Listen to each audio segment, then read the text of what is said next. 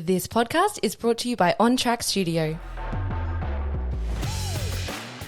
It's an exciting day for the Big Brand Energy audience because in a couple of hours, I'm going to be presenting a masterclass to a client of mine's coaching group, and it's called Profitable Marketing. And I really wanted to rehearse it before I just delivered it. As I was creating this content, I'm like, obviously I need to make a podcast about this because I feel like I feel it's really valuable. I feel like it simplifies marketing, and I think it would be really handy for any business owner to have their hands on. So I thought, why don't I just rehearse the masterclass, press record so you guys get the content too, and bada bing, bada boom, I'm killing two birds with one stone. So for anyone watching or listening on Big Brand Energy, FYI, I have got slides that I'm looking down on because that's how I'm going to be presenting the masterclass, and there'll probably be a little bit of you'll notice it's a masterclass. It's going to be a bit of back and forth and pausing for effect. Ignore that, just take the good content away and I'll edit out as much as I can or get my team to. But yeah, I hope you enjoy it. From here on out, I will be in masterclass mode. So see you on the other side. I hope you enjoy this. Okay, profitable marketing. On today's agenda, I am going to first be defining marketing. I'll then be exploring the marketing laws at play, and then I aim to simplify your approach to it. And then I'm going to leave some time for some questions at the end. So it's going to be a lot of information, but I'm aiming to kind of zoom out, go the macro level for everyone to understand just the few fundamental things you need to do mindset-wise, or be aware of, I should say, mindset-wise for your marketing.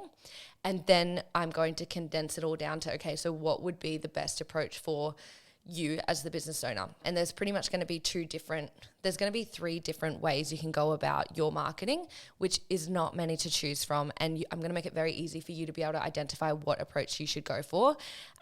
Because obviously having a one size fits all is never going to work for any marketing strategy, but I'm going to tell you what you need to be aware of for your particular business. And yeah, hopefully you'll be able to walk away really clear on exactly what your next step is in terms of your marketing. If you've got the marketing spend there, where do you put it? What should you be investing in? What's going to give you the best return on investment? That's the kind of question I'm going to be answering today. And yeah, as I said, at the end, we're going to have time for questions. So if you would like any specific strategic advice for your particular industry or business, then we will absolutely have an opportunity to unpack that for you. For those of you who don't know, I'm Sophie. Hello.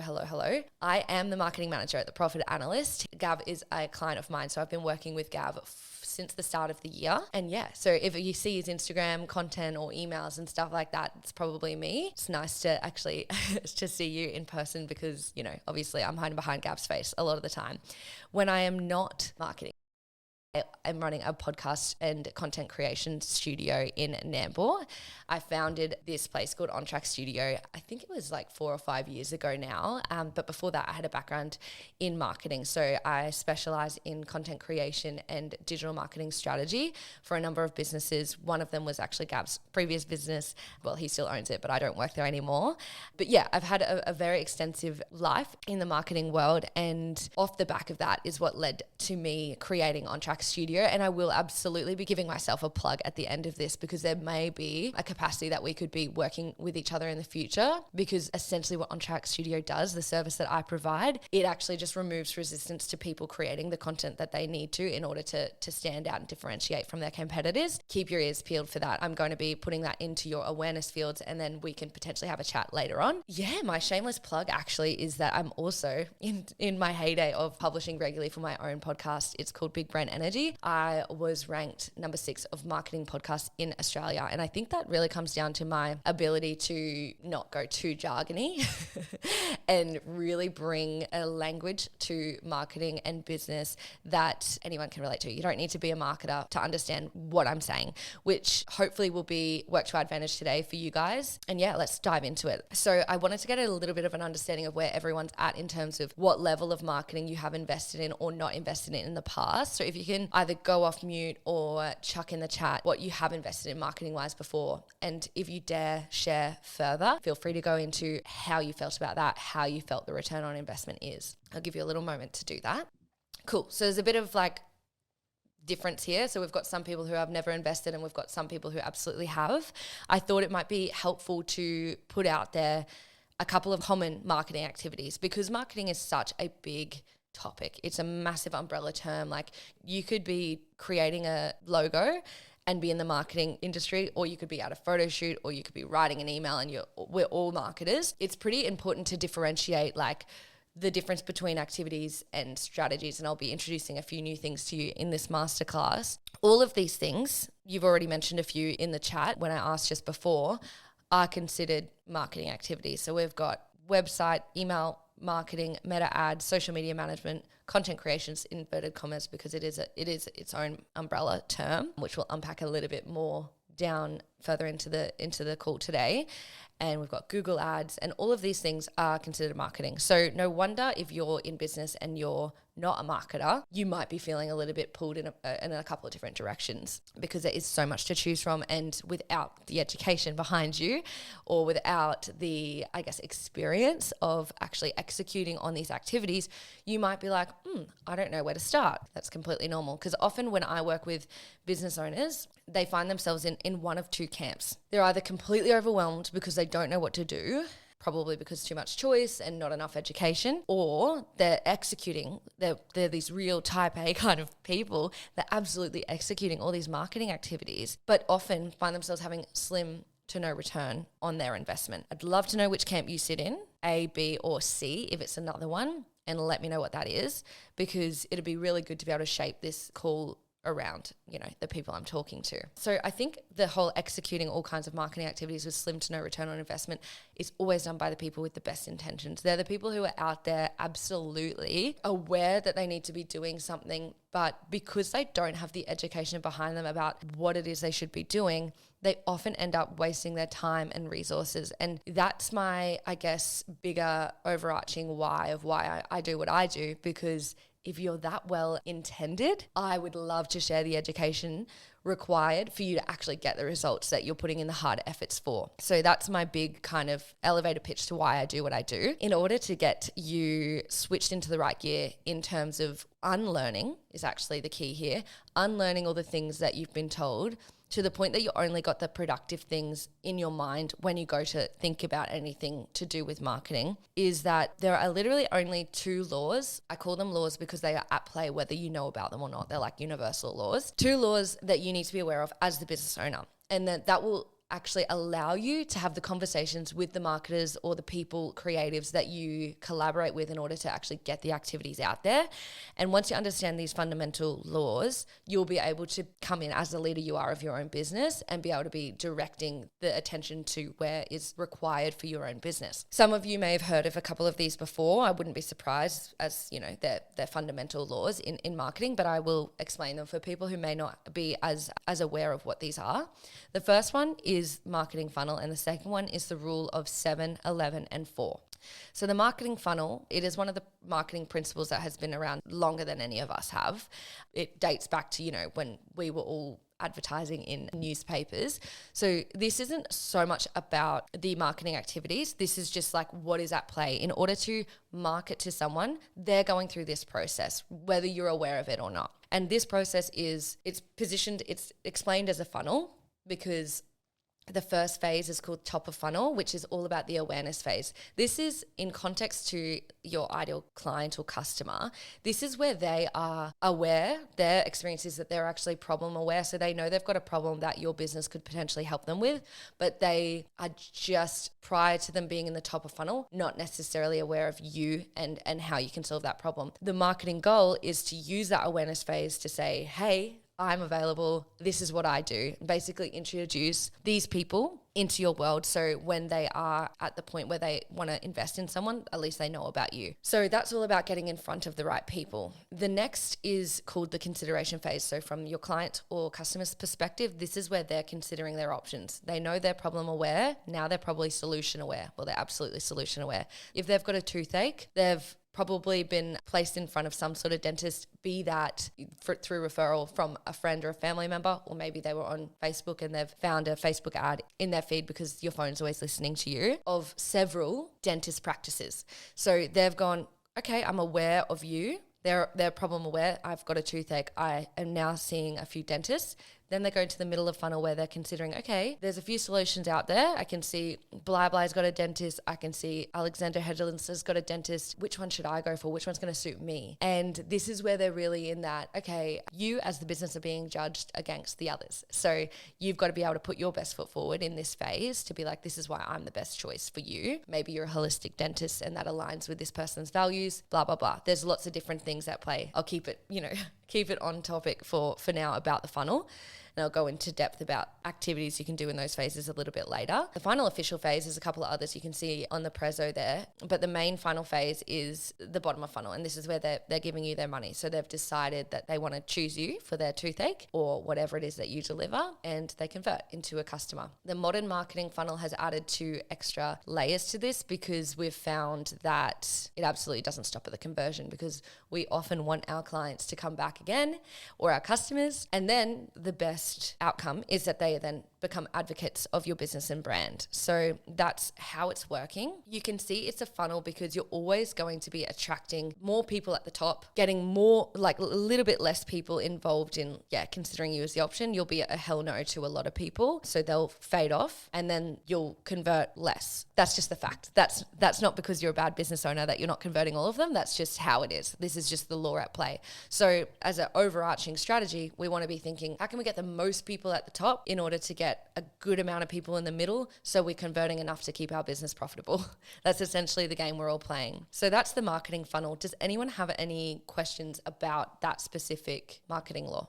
The next one to be aware of when you're making a profitable marketing strategy is the rule of 7, 11, and 4. Now, this was really popularized by Daniel Priestley. You may have read his book, Oversubscribed. It's been going on for a lot longer than him, but he really brought it into the popular realm of modern day marketing. What's been found is that potential clients, so people who aren't yet a client, in order for them to become a client, they need 7 hours of interaction with your brand. They need 11 touch points across various platforms and 4 different formats. So we're thinking like video, text, a post, a photo, a podcast, all of these different formats. That's how you're going to absolutely know for sure that they're going to convert. Any questions about that? Has anyone heard of that rule of 7, 11, and 4 before?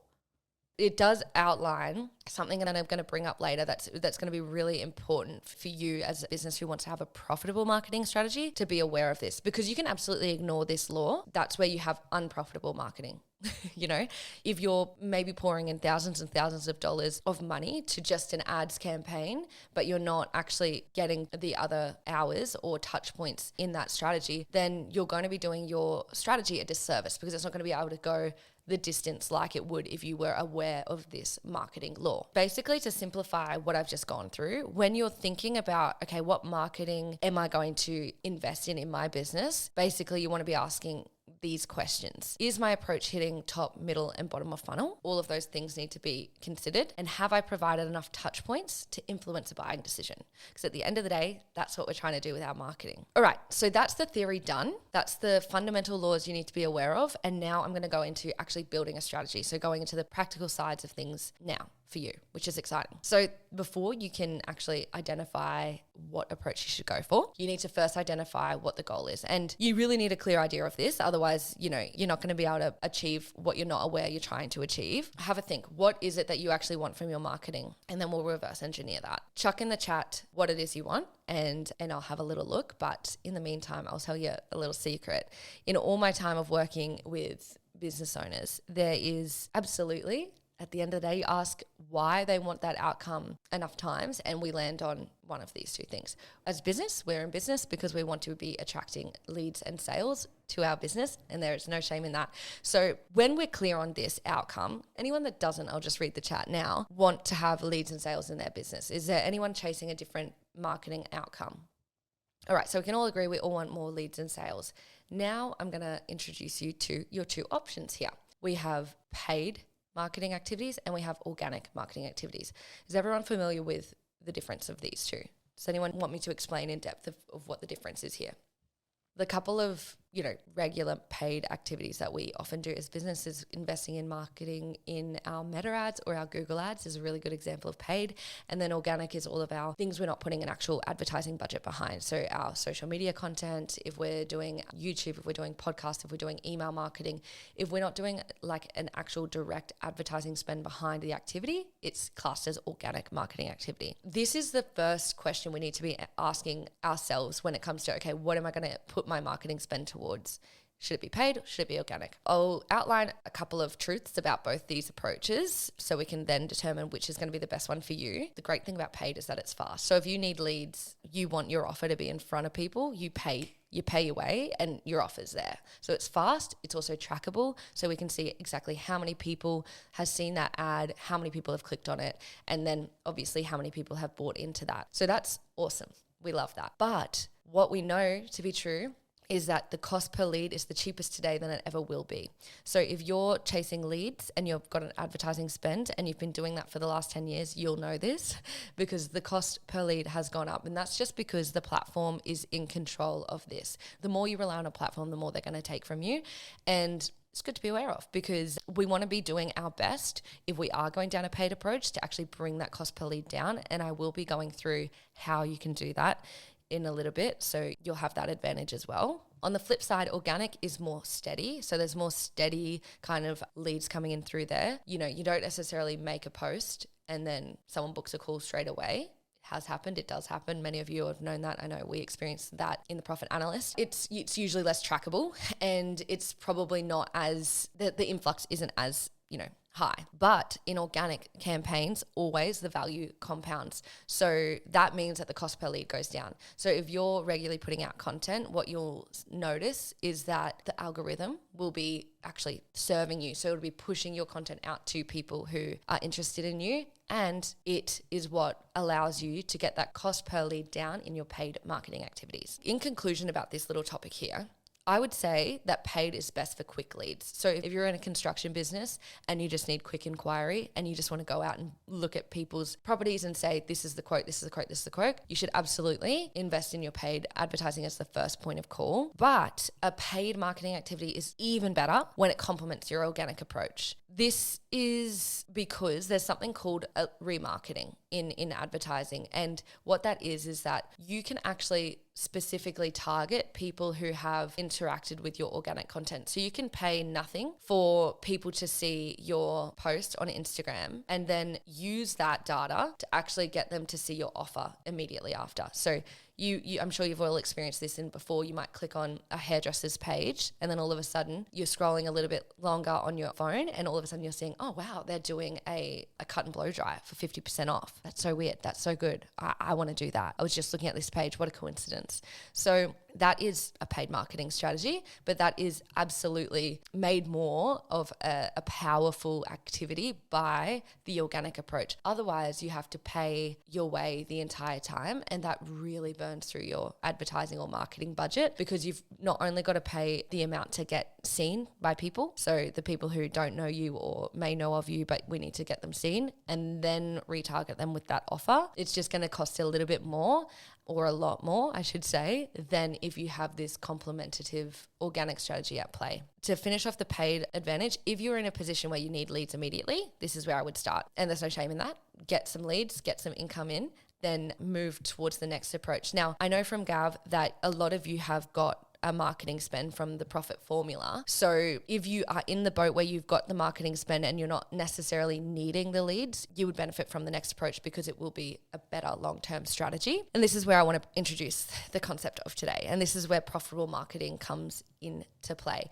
So the difference between what we were just talking about in the advertising realm is profitable marketing is all about the longer term thinking, and what the longer term thinking allows us to do is to have the compounding results. To have a profitable marketing system, you must have the blend of both. You can, I've seen it done before, have a profitable marketing system with just organic and not paid, but not the other way around. And often if you're having it with just organic, it's because the person who is executing that strategy has been regularly posting and having the organic marketing at play for years. And so they're able to tap into an audience that they have built and have less of a paid element to it. And that's really where you want to be getting to. You really want to be getting to the place where you have to pay less to sell, you know?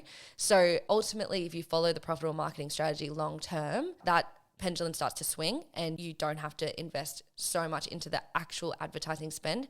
But for most of us in business, it really pays to have at least a component of paid marketing, particularly to retarget the people who have seen us before on Instagram, on Facebook, been on our website, to just say, hey, just by the way, I've got this offer. And that's usually where we're going to get that actual conversion to that bottom of funnel activity. But the power of the profitable marketing strategy is not in that. That's actually the simplest part. The power comes from the top of funnel activities and the consideration funnel activities. And the better your organic marketing is, the more leverage you have. So the less you'll have to spend. And that's really motivating to, you know, get your organic marketing sorted. So your starting point with all that in mind is invest in assets first. Now, I haven't really heard a lot of people in the space, like the marketing space, talk about this concept before, but I think it is a great metaphor or a great conclusion or awareness to have of like what we're actually spending on. So we always talk about, and Gav would always talk about in the profit formula, that marketing is an investment, but we want to make sure we're investing in assets and not liabilities, because we can absolutely make poor investment choices in our marketing. And what today's goal is to empower you with the knowledge so you make less of those liability-based decisions and more in investing in assets. I would class assets, I'll go through this with you, as things that are going to give you long-term return on investment. So an asset in versus activity. I've got the same diagram up here of like the different common marketing activities that we talked about at the start. A website is an example of an asset because you invest in it once and it pays dividends for years to come. You make a good investment and you never have to do another investment again, and you're purely just churning through getting clients on the basis of that investment. You make a poor investment and you probably have to reinvest and reinvest and reinvest. So a good website is absolutely an asset. And the flip side is a bad website is absolutely a liability because you've just spent money in something that's not returning on investment at all. At the end, you can absolutely ask me some questions about what makes a good investment in a website and what doesn't. But for now, I'm going to keep it top line kind of information so we can churn through the content. And then, yeah, if you have questions at the end, we can absolutely explore that. The other thing that is an asset would be your logo and branding. I would also argue that certain levels of content creation is absolutely an asset, especially when we think about the long-term goals of business. So, you know, I've listed a few examples of content creation down here. We've got like weekly posts. So that I'm referring to your short form posts on Instagram versus sales videos. They're very different pieces of content. I would say that weekly post is probably more of a marketing activity, whereas a sales video is absolutely a marketing asset because you can, again, use that time and time again in order to convert your ideal clients into customers. The founder story, the why behind the biz. If that's a video, a really quite a high production video, that's absolutely going to be an asset. That's going to be a great asset for your business. Then we've got the podcast and YouTube section. Now, depending on who you partner with to create your podcast, this could be an asset or a liability because there is absolutely a strategic way to have a podcast and a not so strategic way to have a podcast. So that one's sort of, you know, that's up to the strategy or up to the person that you collaborate with to determine whether that is. But the point of this slide is to really just get you in the awareness of, okay, am I in a place where I am wanting to invest in assets, build up my assets portfolio, or am I at the point where I need to be actually executing on marketing activities? How to determine that is if you don't have any assets, start there. If you do and you're happy with, you know, a few assets, that's when we can start looking at activities, which might include email marketing, Google ads, meta ads, and weekly posts and things like that. Does anyone have any questions about the differentiation of assets versus activity in terms of the marketing space? So if you are in the asset building phase of your business, you don't have a website, you don't have any content out there, I want you to keep in mind that we want to build functional assets, and aesthetics can matter. less than you think, depending on the activity. What I kind of mean by this is, for example, you'll have to kind of determine this and do a little research in your industry of what everyone else is doing to build the awareness muscle of like what classifies as what you're required to do, your industry standard. For you, it might just be an inquiry form that is a good enough website asset to get you going. For other people, it might be just simply a Calendly link to book a call with you. But for the product-based people, you're probably going to need something a lot more substantial in order to actually get the benefit from the marketing activities. The way I explain it to people when they're starting out and getting their assets building, it's really important to be clear over creative. Creative is a nice to have and often actually a bad to have, depending on how creative you go, because good marketing is actually, it taps into your creativity as the person who's executing the marketing, but the result is always very clear. So, when you're deciding what you want to do in terms of website builds and all of that, make sure that you prioritize the functionality over the aesthetics. Because once you have these initial assets to capture your leads, you can shift gears into the activities, which is, in my view, the fun part. A note, the better the asset, the more profitable the activity becomes, because the better the video on the ad, the better the chance of the audience clicking. The better the website, the more likely the person is to book the call or to give you an inquiry or purchase an item. The more people engaging with your content, the higher conversion rate in your ads. So these things, the one that precedes the ladder, so the content is the asset and the ads is the activity. The website is the asset. The activity is getting them to book the call. So once you have those things, you can absolutely go into activity. And this is where you get to build that for you. Now we're going to revisit the marketing funnel to bring it back into your awareness when we go into this next phase of what activities are going to work for you. We want to be thinking, what's going to give me the best return on investment? If I know I need to have a top of funnel component, a middle of funnel, and a bottom of funnel in order to get the loyalty and the advocacy that I desire in my business, we have to have that in mind when we start thinking about what it is that we are going to invest in. So what's the best marketing activity? We've got the top, bottom, and middle of funnel to consider. We've also got the rule of 7, 11, and 4 to consider, okay, what's going to give me the best return on investment? What activity is going to allow me to get fast to the 7 hours of content across 11 touch points across 4 platforms? Any idea what could be that activity? The great reveal, a video podcast. And it's not necessarily the video podcast that you might be aware of. We're going to probably have to unpack a little bit of like what people think a podcast is versus what I mean it is in terms of an asset for your business.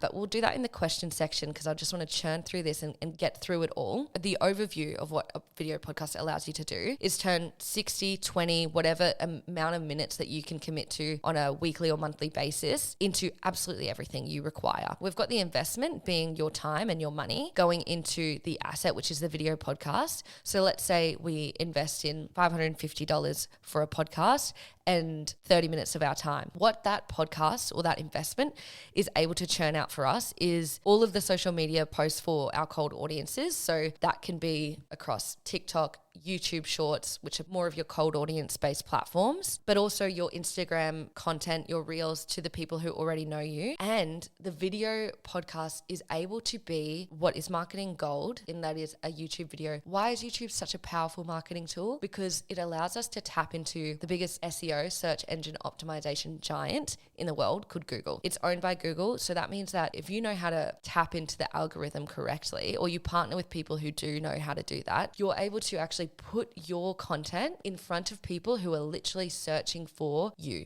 So remember when we were talking about the marketing funnel, the client's experience is that they're problem aware. So they might be searching for best builders in my suburb. I've got a problem. I need to build a house, unaware of my solutions. The activity that the client is doing is having a look. If you can get your content ranking to that cold audience member, say, hey, this is what I have to say about watch this before you invest in a builder, I might click on that and then I'll be taken into the funnel down the process to the desired outcome, which is when they convert to a sale. So that's where the video podcast is in the top of funnel. In the middle of funnel, it turns into your Instagram content, your LinkedIn content, your Facebook content, and the email newsletter. So you export the transcript. This is what we do for Profit Analyst. Export the transcript, we create the newsletters, and of course the podcast is the most powerful conversion tool you can have in a business.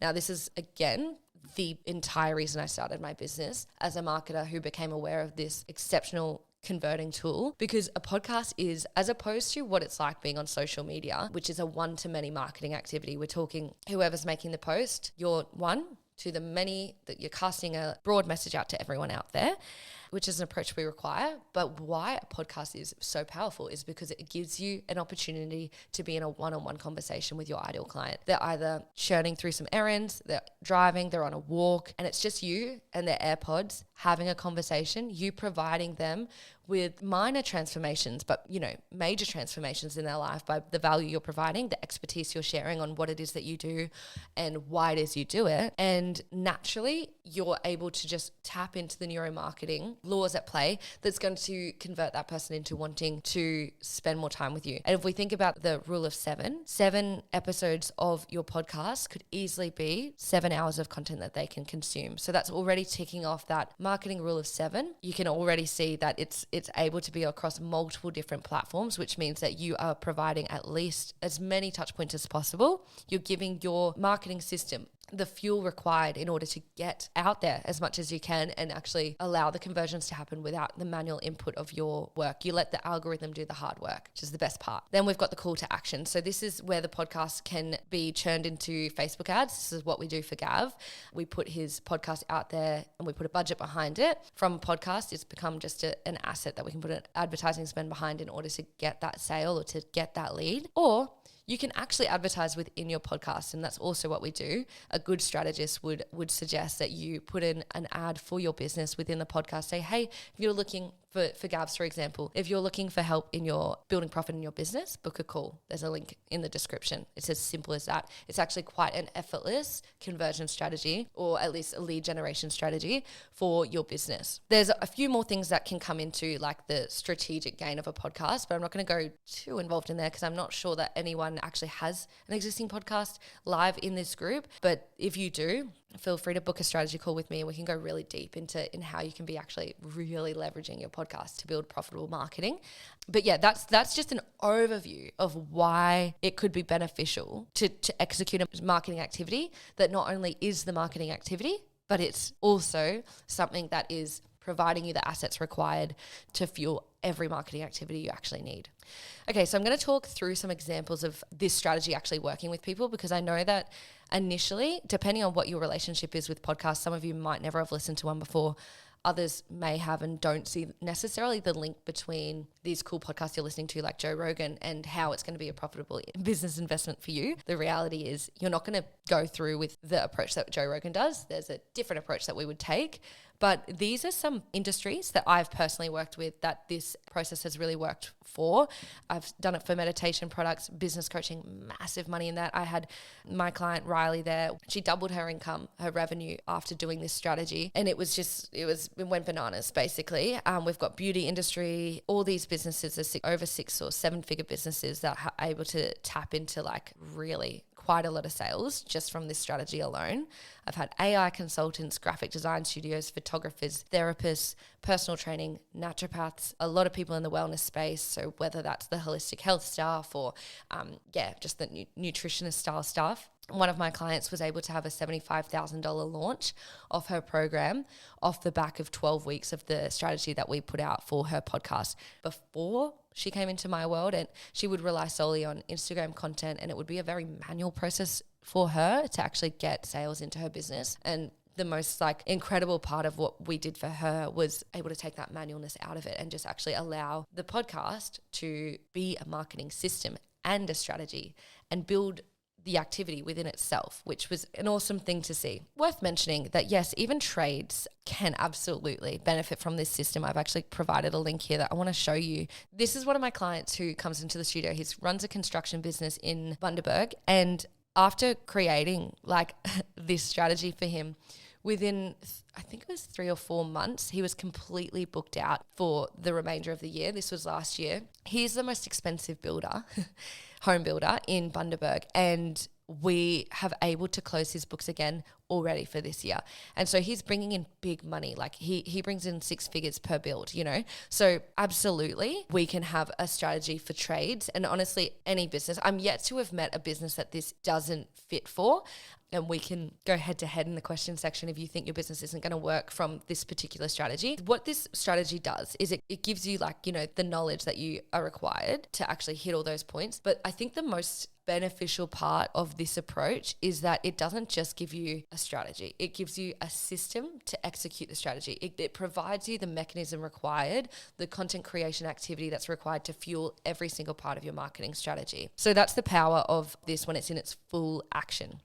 Essentially, what I'm getting at is to turn 60 minutes of time into a top to bottom funnel marketing system. 1 podcast, 1 YouTube video, email newsletter, over 10 short form videos, which can be posted to your Instagram, your YouTube shorts, your TikTok. So you're having there everything that's required for you to have a profitable marketing strategy and system at play in your business. Now, a lot of people say, creating a podcast, Sophie, I don't know if I'm right for that. I'm not really. There's a lot of, resistance that comes up as founders who are presented this strategy, and I completely appreciate that.